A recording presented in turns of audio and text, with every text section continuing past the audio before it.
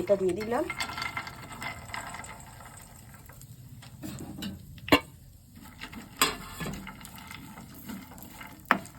এবার দিয়ে দিচ্ছি এই যে আমন্ড কুচনোটা।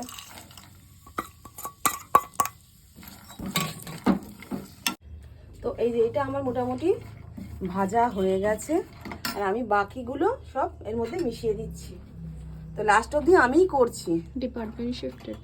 ঠিক আছে, কিশমিশ কালোটাও দিয়ে দেবে মা? কিশমিশ সবই দিয়ে দিচ্ছি।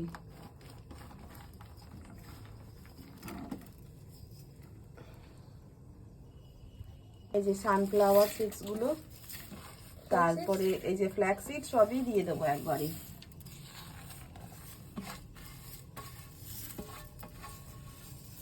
আর এই যে এখানে আছে এই যে পোস্তর দানা।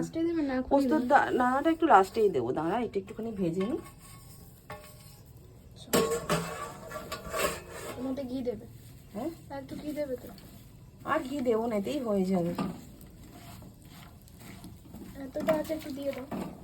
ঘি দেবো বলছি আর একটুখানি দিয়ে দাও। তো আমার মেয়ে যেহেতু ঘি খেতে ভালোবাসে, তো স্মেলটা হলে না তো ভালো লাগে। না সেটা ব্যাপার না, ও যেহেতু ঘিটা খেতে খুব ভালোবাসে, যদি এই 1 কোটো ঘি ওকে দেওয়া হয় ও একদিনেই খেয়ে শেষ করে দেবে।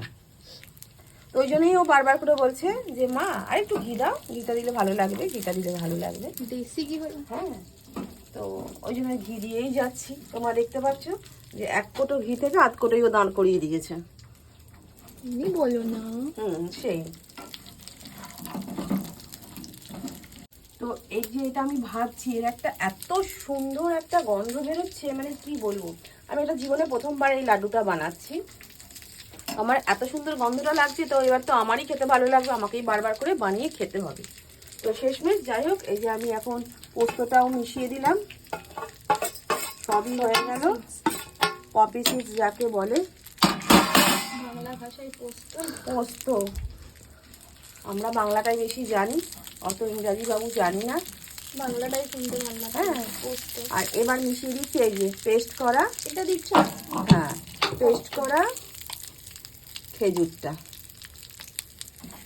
তো এর মধ্যে চিনি পড়লো না, বুঝতেই পারছো, পুরোটাই হেলদি প্রসেসে হলো। তো এটা করে নিই, লাস্ট অবধি কীরকম হচ্ছে সেগুলো তোমাদেরকে তো শেয়ার করতেই থাকবো, আর দেখতে থাকো। আর কিছু ইনগ্রেডিয়েন্টস দেবো না? না আর কিছু নেই, মানে নেই বলতে আমার ঘরে এখন কিছু নেই আপাতত, যেটা ছিল সেগুলো দিয়ে। এর মধ্যে আরো কাজু দেওয়া যায়, তারপরে